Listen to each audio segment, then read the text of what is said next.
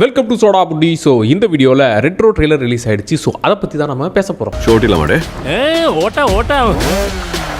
இந்த படத்துக்கு ஹைப்புங்கிறது ரொம்பவே இருக்குது. அது இல்லாமல் சூர்யாவுக்கு ஒரு மிகப்பெரிய கம்பேக்காக இது அமையணும்.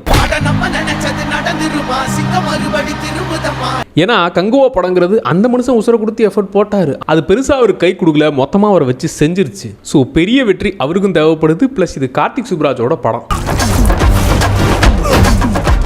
அவரோட ஸ்டைலில் ப்ளஸ் சனாவோட காம்போல இப்படி ஒரு காம்பினேஷனே நல்லா இருக்கேப்பா அப்படிங்கிற ஒரு ஃபீலை கொடுத்துச்சா.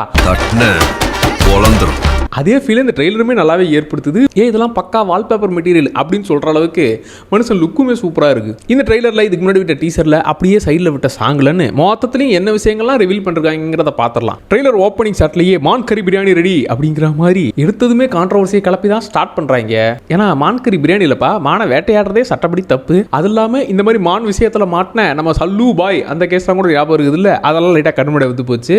பட் இவங்க கேங்ஸ்டர் தானே, இதெல்லாம் பண்ணாத, இதெல்லாம் பண்ணவே கூடாது, இதெல்லாம் தப்பு அப்படின்னு சொன்னாதான் அதை தேடி போய் பண்ற கேங்கு. ஸோ கேங்ஸ்டருக்குள்ள இதெல்லாம் ஒரு ஜாலிப்பா.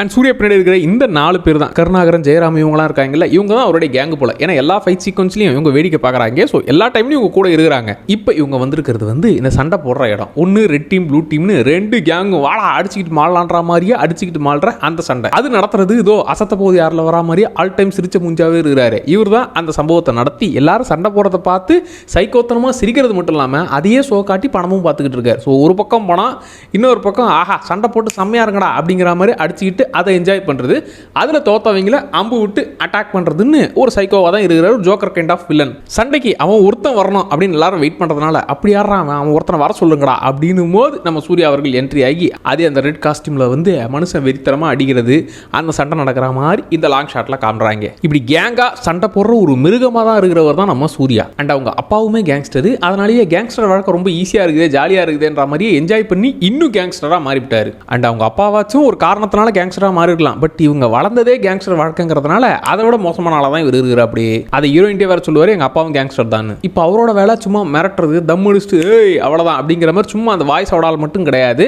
மனுஷன் ஒரு பஞ்சு விட்டாருன்னா அப்படியே செவ்வரே நொறுங்குங்கிற மாதிரியே இந்த ஷாட்டில் காமிச்சிருப்பாங்க. ஸோ ட்ரைனிங் எடுத்து ஆல்ரெடி ஒரு மைண்ட் லெவலில் பீஸ்ட், அது மாற்றுக்கிறதே கிடையாது. ஆனால் உடல் அளவே மனுஷன் செம்ம பீஸ்டாக அடிச்சாருன்னா சும்மா நொறுங்கும்டா, அப்பளம் மாதிரி நொறுங்கும்டான்ற மாதிரியே செவுத்தை உடைக்கிறது, தலையை நசுக்கிறதுங்கிற மாதிரி மனுஷன் ஆக்ரோஷமாக தான் சுற்றிட்டு இருக்காரு. அவருடைய ஒரு பஞ்சோட வேல்யூவே இப்படி இருக்குங்கிறதுனால மனுஷன் ஆப்போசிட் ஆளுங்களையே கையை வச்சு சும்மா அடிச்சு நொறுக்குறாரு. இப்படி மிருகமாக இருக்கிற இவர் இன்னொரு பக்கம் மிருகத்தையே நாம நல்லா பார்த்துக்கணும், பாசம் காட்டணும் அப்படிங்கிற மாதிரி இருக்கிற ஹீரோயின் கேரக்டர். எஸ், அவங்க வெட்டனரி டாக்டர் தான் நினைக்கிறேன். ஏன்னா அவங்க பேக்ரவுண்ட்லாம் பார்க்கும்போது அப்படிதான் ஃபீல் ஆகுது. இந்த பக்கம் மனுஷங்களையே வேட்டையாடி கொண்டுகிட்டு இருக்க மிருகமாக மாறி இருக்கிற சூர்யா, மிருகத்தையே அது ஒரு உயிர் அப்படின்னு பாசம் காட்ட நினைக்கிற ஹீரோயின் கேரக்டர். ஸோ இப்படி இவங்க 2 பேருக்குள்ள லிங்க் ஆகிற மாதிரி கொண்டு போகலாம். ஸோ மிருகமாக இருக்கிற இவர் மேலேயும் பாசம் காட்ட ஒருத்தர் கிடைச்சதான் நம்மளால கொஞ்சம் அப்படியே மனசு மாறலாம். ஓகே, இருக்கிற வாழ்க்கை இவங்க கூட கொஞ்சம் நிம்மதியாக வாழலான்றப்ப நினைக்கலாம். வாழ்க்கை முழுக்க எல்லாரையும் அடிச்சு கொண்டுகிட்டு இருக்கிறத விட அட்லீஸ்ட் கொஞ்ச காலம் பிடிச்ச மாதிரியாச்சும் வாழலாம், நிம்மதியாக வாழலாமே. அவ சொன்னதுக்காக மட்டும் வரல, அவ சத்தியம் முன்னு இனிமேல் சண்டைக்கு போக மாட்டேன் சத்தியம் முன்னு மாற்றக்கூடிய ஆள்லாம் இவர் கிடையாது. பிகாஸ் அவர் ஒன்றும் நல்லவனாக இருந்து ஒரு சுச்சுவேஷன் அதனால இப்படி வில்லத்தனமாக மாறல. ஆல்ரெடி அந்த மனுஷனே ஒரு மான்ஸ்டர் தான், மிருகத்தனமாக தான் இருக்கிறாரு. ஸோ அந்த மிருகத்தை கண்ட்ரோல் பண்ண ட்ரை பண்ணலாமே தவிர மொத்தமாலாம் மாற்ற முடியாது. அதுலேயே சூர்யா ஒரு டைலாக் சொல்லுவார், அவ புத்தர் மாதிரியும் நான் அரக்க மாதிரியும் மாறிட்டோம் அப்படிங்கிற மாதிரி. புத்தர் பாயிண்ட் ஆஃப் வியூல எடுத்துக்கிட்டோம்னா இப்படி ஒரு வாழ்க்கை இருக்குங்கிற விஷயமே தெரியாம தான் இருந்தாரு. அதெல்லாம் பார்த்து ஷாக்கா வரல. அந்த மாதிரி கேங்ஸ்டர் வாழ்க்கைலாம் இப்படி இருக்குங்கிறதே அவங்களுக்கு தெரியாம இருந்திருக்கலாம். இதை பார்த்து ஷாக் ஆகிறது ஆசை தான் எல்லாத்துக்கும் காரணன்ற மாதிரி இவனை கண்ட்ரோல் பண்ண நினைச்ச அந்த ஆசை தான் இவனோட அழிவுக்கும் காரணங்கிற மாதிரியே, எப்பா நான் எதுவுமே கேட்கலப்பா, அவங்க இஷ்டப்படியே இருந்துக்கங்கிற மாதிரியே கண்ட்ரோல் பண்ண நினைச்சு கடைசியில் உங்க இஷ்டப்படியே இருன்ற மாதிரி விடலாம். இந்த பக்கம் நான் அரக்கனா மாறி இருக்கேன்னா எஸ், கண்ட்ரோல் பண்ண ட்ரை பண்ணாரு, இவளுக்காக மாற நினைச்சாரு, முடியல. ஏன்னா அந்த வாழ்க்கையில தான் வளர்ந்தாரு, அதனால அதை விட்டு வெளியே வர முடியலன்னு மொத்த அரக்கனா மாறி இன்னும் டெவிலா மாறி இருக்கலாம். ஏன்னா டீசர்ல நான் எல்லாத்தையும் விட்டுட்டு உனக்காக வந்துடுறேன் அப்படின்னு சொல்லும்போது அடுத்த ஷாட்லயே எல்லா ஆளுங்களும் சிரிக்கிற ஷாட்டை காட்டுவாங்க. ஸோ அவங்க கோவத்தோட இதை விட்டுட்டு போறான்டா, அவனை பழி வாங்கணும்டா, அவனை காலி பண்ணணும்டா அப்படின்னு இல்லை, எல்லாருமே ஊந்து சிரிக்கிறத பார்த்தா டேய் உள்ள வந்துட்டோம்னா ஒரே ரூல் தான்டா, இங்கே தானே கடைசி வரைக்கும் இருக்கணும், உள்ள வரத்துக்கு முன்னாடி வேணா யோசிக்கலாம், உள்ள வந்ததுக்கு அப்புறம் வெளியே போறதை பத்தி யோசிக்கவே கூடாது, அது நடக்கவே நடக்காதுன்னு சொல்ற மாதிரி எல்லாரும் சிரிக்கிற ஷாட்டா எடுத்து எடுத்துக்கலாம். அண்ட் அவங்க அப்பாவோட ஃப்ளாஷ்பேக் போர்ஷன் மாதிரி இந்த ட்ரெயின் சீக்வன்ஸை காட்டுறாங்க. ஸோ அவர் எப்படி இந்த கேங்ஸ்டர் வாழ்க்கைக்குள்ள வந்தாருங்கிற அந்த போர்ஷனும் இருக்கும். நீங்க லவ்க்காக தான் எல்லாத்தையும் விடுறேன்னு டீசர்ல சொல்லியிருப்பாரு. ட்ரெய்லர்ல எப்பா என்னால் விடவே முடியல, இவனுங்களை விட்டு வரவும் முடியலன்ற மாதிரியே அவன் முன்னாடியே சண்டை போடுற அந்த ஷாட்டும் இருக்கும். அதுக்கு அடுத்த ஷாட்டாக தான் அந்த ஃபஸ்ட்டு அனௌன்ஸ்மெண்ட் டீசர் மாதிரி விடும்போது நம்மளால் அப்படி தம் அடிச்சுக்கிட்டு கேங்காக என்ட்ராவார். ஸோ இந்த ஷாட்டு ஹீரோயின் கிட்ட என்னால் இவங்களை கண்ட்ரோல் பண்ண முடியல, அடிச்சு மாளணும்னு நான் இறங்கிட்டேன் அப்படின்னு சொல்லி முடிச்சதும் அடுத்து வாங்கடா டே நான் மொத்தமாக எல்லாரும் முடிக்கிறேங்கிற மாதிரியே கிளம்புற ஷாட்டாக அந்த கேங்காக போகிற ஷாட்டும் இருக்கும். அண்ட் பிரகாஷ் ராஜ் கிட்ட பயந்து நிற்கிற மாதிரி நம்ம ஹீரோட அப்பா ஜோஜு ஜார்ஜ் வந்து பயந்து நிற்கிற மாதிரி இருக்கலாம். ஸோ பொலிட்டிக்கல் சைடும் அவங்க டீலிங்ஸ்க்காக இவங்க கேங்ஸ்டரில் பொலிட்டிக்கல் சப்போர்ட்டோட எனக்கு இந்த டீலிங்ஸ்லாம் முடிச்சு கொடுன்னு இந்த கேங்ஸ்டர் ஹெல்ப்பை அவங்க கேட்கலாம். ஸோ அவங்களுக்காக வேலை செய்கிறவராக கூட இருக்கலாம். இன்னொரு பக்கம் ஊர் மக்களை குடும்பம் செய்யுது. இந்த ஷாட்டில் ஊர் மக்கள்லாம் பயந்துருப்பாங்க. ஏன்னா நாசர் வந்து துப்பாக்கி தூக்கி யாராவது என்னையே எதிர்த்து பேசுகிறவங்கிற மாதிரியே மிரட்டுற டோனில் இருக்கிறது. இந்த பக்கம் இந்த ஊரையே மிரட்டி ஒரு கொடூரமான ஆளாக இருக்கிற நாசர் கேரக்டராக இருக்கும். இந்த பக்கம் சண்டை நடத்தி அதை சந்தோஷமாக என்ஜாய் பண்ணுற joker kind of villain. So இதில் கிட்டத்தட்ட காமிச்சது யாருன்னா ஒரு பக்கம் இந்த பொலிட்டிக்கல் சைடில் இருக்கிற பிரகாஷ் ராஜ், இன்னொரு பக்கம் ஊரையே அடிமை மாதிரி நடத்திக்கிட்டு இருக்க நாசர் கேரக்டர், இந்த பக்கம் எல்லாரையும் அடுக்கி விட்டு சண்டை போட்டு சாவடிக்கிறத பார்த்து என்ஜாய் பண்ற ஜோக்கர். இங்க நம்ம சூர்யாவோட கேங்கா இருக்கிற ஜெயராம் அப்புறம் கருணாகரன் இவங்க கேங்கு. இப்படி விதவிதமான வில்லன்களை வாழ்க்கை முழுக்க பார்த்த ஒருத்தன் அந்த வாழ்க்கையே வேணாலும் விட்டு வந்தா அவங்களாம் சும்மா விடுவாங்களா? திடீர்னு லவ் வந்துட்டு எல்லாத்தையும் விட்டு வரேன் அப்படின்னு அவசரத்தில் ஒத்துக்கிட்டு அதனால ஓகே எல்லாத்தையும் விட்டு வரானேன்னு சொல்லி இவங்களும் கல்யாணத்துக்கு ஓகே பண்ணி அடுத்து அந்த கன்னிமா சாங் வரலாம். அப்புறம் எல்லாத்தையும் விடுறம்பா நான் திரும்பி போறதா இல்லைன்னு சொல்லி ஒரு ஜெயிலுக்கே போனா கூட அங்கேயும் அவனும் விடுற மாதிரி இல்லை, அங்கேயுமே ஜெயிலே அடிச்சுக்கிட்டு மாறுற அந்த சீக்வன்ஸை கூட ட்ரெயிலர் காமிச்சிருப்பாங்க. ஸோ எல்லாரையும் கொன்னு அதில் ஊறி போன ஒருத்தன் அதை விட்டு எப்படி வெளியே வருவான்? எனக்கு தெரிஞ்சு அவரே சொல்கிற மாதிரி இருக்கும். இந்த பாரு நான் அவங்க சுச்சுவேஷனில் இருந்தால் கூட அவங்கள சாகடிக்கணும் தான் நினைப்பனே தவிர சத்தியமாக விட்டு அவங்க திருந்தணும்லாம் பார்க்கவே மாட்டேன். அவங்க சுச்சுவேஷனில் நான் இருந்தாலும் இதைத்தான் பண்ணுவேன். ஸோ இது இனிமேல் மாறவே முடியாதுங்கிற மாதிரி டோட்டல் அரக்கத்தனமாகவே இவர் இருக்கலாம். ஸோ ஒன்று நான் இருக்கணும், இல்லை அவங்க இருக்கணும், இல்லை எல்லாத்தையும் மொத்தமாக அழிச்சிட்டு ஃப்ரெஷ்ஷாக ஸ்டார்ட் பண்ணுங்கிற மாதிரி எல்லாரையும் அழிக்க கிளம்புறதா அந்த ரூட்லையும் போகலாம். அண்ட் கார்த்திக் சுப்ராஜ் கிட்ட பிடிச்ச ஒரு விஷயம் ஃபர்ஸ்ட் ஹாஃபில் ஒரு கதையை கூட்டு போவார், செகண்ட் ஹாஃபில் டோட்டலாக வேற ரூட்டில் கூட்டு போயிட்டு அது கன்வின்சிங்காகவும் பண்ணுவார். அந்த விஷயம் அவருக்கு நிறையவே ஒர்க் ஆகிருக்குது. அவங்க ஆசைப்பட்ட கோலுங்கிறது அந்த படத்தில் வர ஹீரோ எனக்கு இதுதான் நடக்கணும் அப்படின்னு நினச்சா மாதிரியே கடைசியில் நடந்துடும்.